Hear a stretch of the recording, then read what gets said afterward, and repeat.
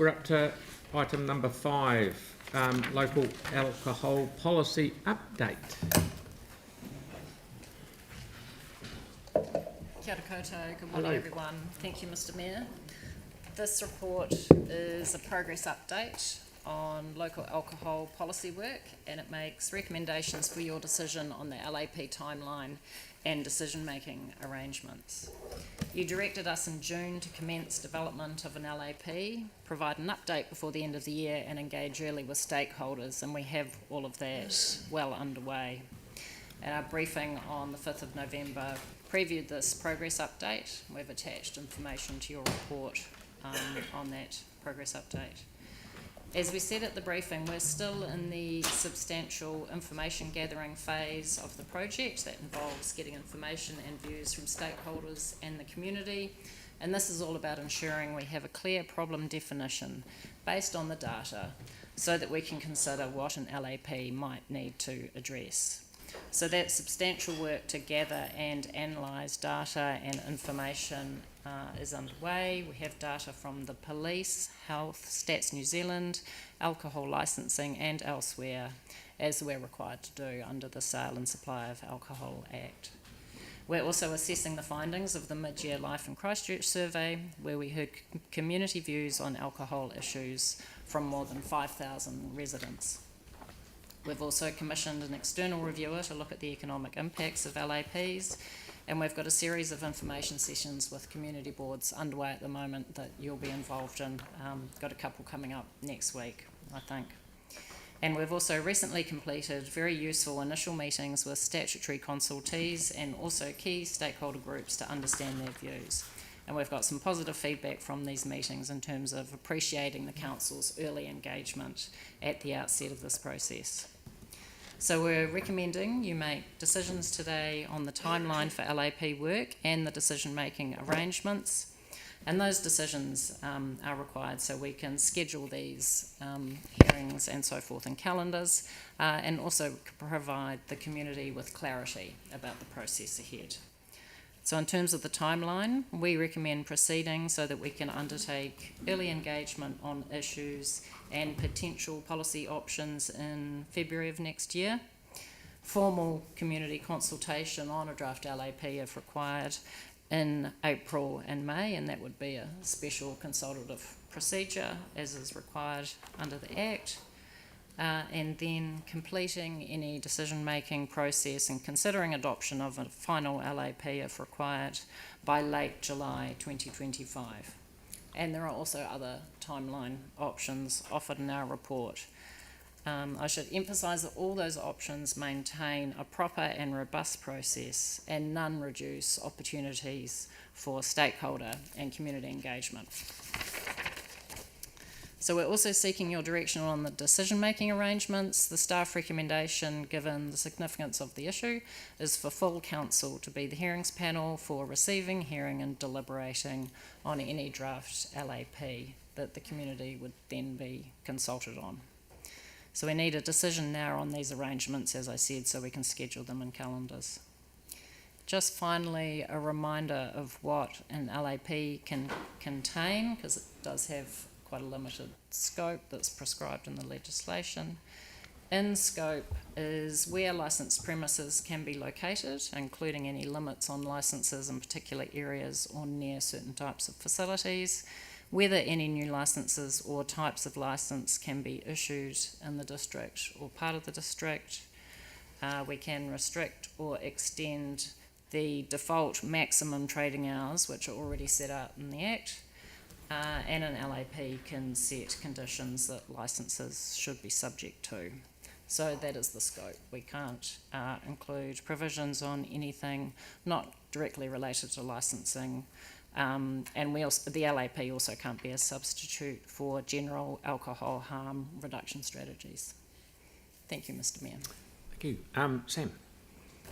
Yeah, hey, thank you. A couple of things. So the timeline, I mean, I know we talked about it at the last council meeting or the briefing on it, and I guess my nervousness was around the timing before the election, so obviously that's early October. We've said potentially till the end of July. What happens if we don't hit that runway? Well, if we don't hit that, I guess there's still a little bit of time before the election. Would be in the hands of the council really in terms of how you would wish to proceed with the So decision making. We don't recommend splitting decision making across 2 council terms, and the recommendation to complete the work this council term keeps all the decision making for this council, which was the council that mandated staff to develop. So I guess to put it a different way, what would the advice be if we didn't hit the runway? So if we get to the end of July and then we're in that funny period, as I call it, where potentially ration and logic isn't necessarily what's driving decision making. You could probably argue that's most of the time actually, but if you're taking August, September, what would the advice be around how we progress? So I guess our advice is, as per the other options in the report, we don't recommend splitting the decision making. There are options to pause the process after the issues and options stage in February. Yep. So that would mean that staff would complete all the preliminary research and analysis of issues, but then work could pause. The other option is deferring work until the new council term. Yeah, okay. And just the other 2 things from me. So I know when we've talked about this before, we've talked about, and that's why I've sort of deliberately asked the question this morning around the LAP in Auckland. How does that work? Like what is it as simple as saying, actually it feels like that's working, can we apply that here? Like, do we need to we will put a lot of people through a lot of turmoil. There'll be people that inevitably get lawyers and things like that. Do we need to reinvent the wheel, I guess is where I'm coming from. So the Act's quite prescriptive in terms of the process we have to follow. It sets out statutory consultees we need to engage with. It's very clear that we need to make recommendations based on the data. And we're also required to follow a special consultative procedure. So we need to do all of that, hear from our communities on what are the issues that they identify. And we're proposing that we follow a process like that. Auckland was pre-law change though, wasn't it? So, hang on, I'll just get a couple more questions. Yeah. So the other one with that is, we will go out with a view, like we do in most consultations. Is that how you'd? Yes, so in terms of the process, we would be coming back to you in February with issues and options. So once we've done all this data analysis, we can come back to you and say, this is what the data says is happening in the community. This is also what we have heard from stakeholders. These are some potential policy proposals. This is what an LAP might contain based on the data. Yep. So that's February, and this will be brought to you, and we're proposing that we also consult the community on that. Right, okay. And just the last one from me, I guess, is around, you talked about the provisions or the scope of the LAP. Is there an ability to just focus on off licences? The council can focus on what it wishes to focus on, and we're listening very attentively to the issues you are raising on behalf of your communities. We're also listening to community groups and stakeholders. Would be in the hands of the council in terms of what you consider the focus should be. Yeah. So does that mean, and maybe we need to take a break at some stage, but can I get some advice around what some wording would be? Because the feedback, and maybe I've got it wrong, and maybe people have different views, is there's been a push towards looking at the off licences as opposed to there's a general level of comfort with on licences. And my nervousness is around the timings as we get into next year. And I just see, it's no fault of anybody's, but things do get delayed. And if we're going to have a good process, I just want to make it where it counts. So I'd quite like to get some advice around what direction we could send today. We have a break. Around off licences at the appropriate time. Thank you. Melanie. I just wanted to check for number 2. Should that say high significance, just because the entire paper says about how significant this issue is? So that is the specific decisions you're taking today around timing and decision making. The project as a whole is assessed as being high significance. Okay. It's just, yeah. If I'm Okay. looking at the right Victoria? recommendation. Oh, thank you. Just 2 supplementaries really to Sam's in relation to Auckland. Do you think there's any merit in us deferring a little bit until we find out or get some feedback on how the Auckland policy is working? I mean, if we were to take the second option of doing our investigative work and then pausing, is there merit in waiting a bit to find out how Auckland's going? So our recommendation, as we've got in the report, is that we keep the decision making within this term of council with the council that mandated the work, but we do offer other options for the council's consideration as well. Okay, so I note that in your report you say the council can decide to stop development of LAP at any stage of the process, and following up, you've given the example to Sam on when that could be if we don't, hit that runway in July. Are there any other circumstances that you foresee could give rise to a recommendation from staff to stop the process and put it off until the next term? Not that I'm aware of, but we'd be in the hands of the council in terms of how the council wishes to proceed. It's a council decision. So even if we accepted today to go with the recommendation, and when you came back to us in February, we would still have that option at that point in time to say, actually, on the basis of what we've got, we think there's a little bit more we need to do, and we'd like to defer the decision-making over to the new term. That's a decision you can take then, yes, that's Okay. correct. Thank you. Excellent. Andre. Councillor Henstock has asked a brilliant question, which was going to be my question. Thank you. Sarah. Thanks so much for all your work on this. I'm just wondering, when it comes to the on-licence, off-licence thing, where there's been a lot of discussion around that now, if we did the exploratory work now, issues and options, those kind of things on both, we can still make a decision in February to only concentrate on one, potentially just the off-licences at that point, to maybe speed things up a little bit. Does it make any difference speed-wise if we limit now, or does it, do we wait till we get all of the information So at before this making point- a decision on whether we go ahead? So at this point, we're required to look at all the data and hear from all the stakeholders and statutory consultees that we need to engage with. So we need to go through that process. I don't think that can be rushed. Okay.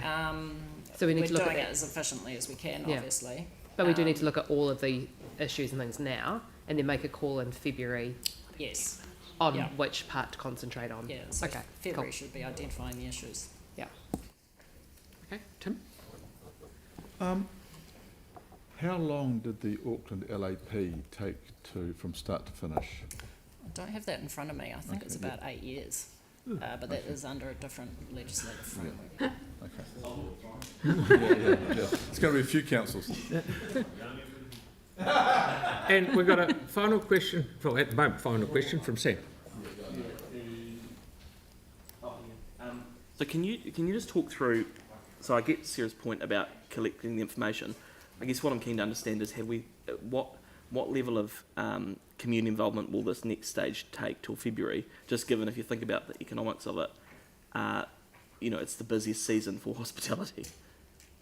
Yeah, So they've had a winter where they haven't made any money, and we're potentially going to be putting.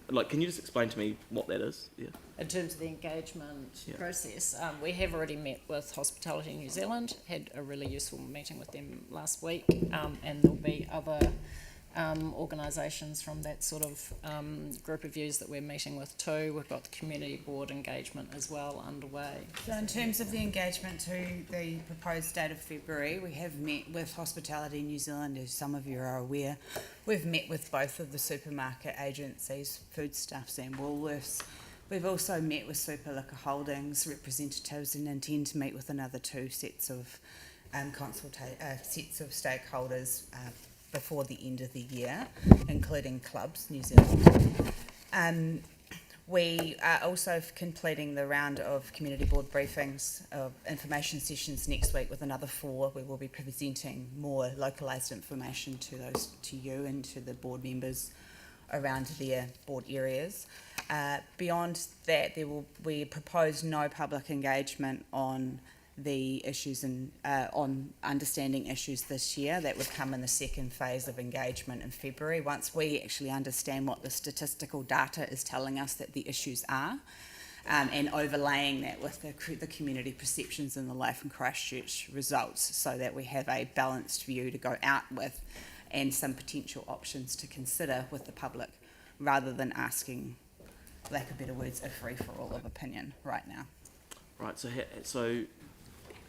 can you just practically talk through what it looks like between now and getting to the next council decision, which Victoria was talking about, because I'm sort of getting, and you've explained it well, I'm just trying to get it clear in my mind, is we're going to do some consultation with, or some, talking to the community boards, to a couple more of the stakeholders, and then the advice will come back to council, or are you saying there's going to be more consultation in February? No, so before there will advice comes be, back to council? staff will be collating reporting for you and collating the statistical analysis for you, putting that together in a combined report to present to you in February with those options and issues. Right, okay. And the Sorry, web what's that, briefing Sarah? as well. What's it? Right. The, okay, so I still would like to get some advice. Yeah. Okay, yeah.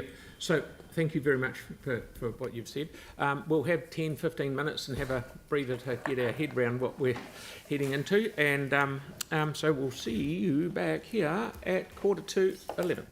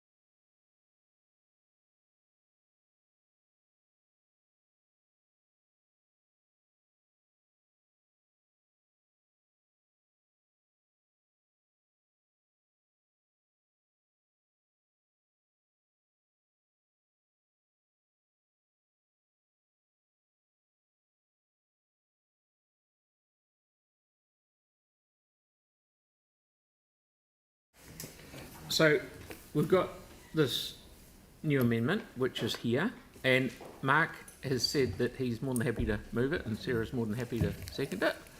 So, do you want to talk to any of this?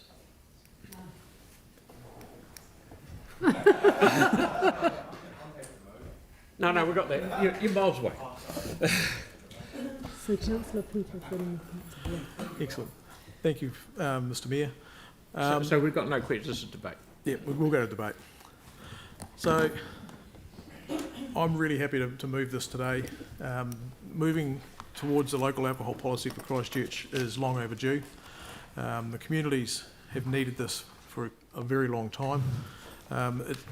The current system proves very harrowing for local communities when you have lay people who are being interrogated by extremely deep-pocketed lawyers for licensee applications. The more scope we can put in place to define the sale and supply of alcohol into our communities, the better. And it's going to be really interesting to see where the data and the analysis comes to in February. Really looking forward to seeing what that points us to, and hopefully getting some good scope in place around both off and on licensing. We can't predetermine anything, but get the scope in place to help our communities in the alcohol space will be extremely valuable. So I'd really urge my fellow councillors around the table to support this today so that we can continue down this path of gathering the data and analysis ready for more definition in February. And I would really like us as a council, if we're at all able to, please still aim for before the local elections next year. We're all elected right through till October, and I'd like to see us be the big and brave council that does what Christchurch has needed for a very long time and get this landed before our end of term here around the table, so that we can get our communities in a good place going forward. So please support this today, and let's keep this on track. Thank you, Mark. Sarah, do you want to? Okay. Yeah. Yeah, look, thank you. I think this would be great to get underway. Technically, if we're looking around the table, we're probably looking at the new council as well. I'm presuming that most people stand again. I certainly am, and there really aren't too many changes. So, I know. Yeah. I've said it a number of times, but I mean, we talk about the new council, but let's be honest, unless... You find out who we're running against. Yeah. So, I mean, let's get on with it. Let's get it done. It's taken too long. And thank you to the staff. Okay, anyone else? Cal? Yep. Yeah. Now there's going to be an election run. Thank you. No, I'm really happy to support it. I think it's a good thing for us to look at. Having been through a licensing process in my area, it'll be good to see the community get the opportunity to have more input in future decisions. I think that it's good to get this work done. We should never be afraid of asking the questions and seeing whether things suit. I really get the sense that there's little interest in further regulating the hospitality sector, restaurants, etc., who I think are heavily regulated already. So, looking forward to supporting this and seeing what the outcomes are. Cheers. Thank you. Andre? Thank you. I remain somewhat sceptical, and I still find it bizarre that this kind of responsibility is left with councils. Turns out, we just did some research, you can buy 89.9% alcohol absinthe, and that will remain legal regardless of what we do here. And if you can't get it in Christchurch, I can order it right now from Twizel, of all places.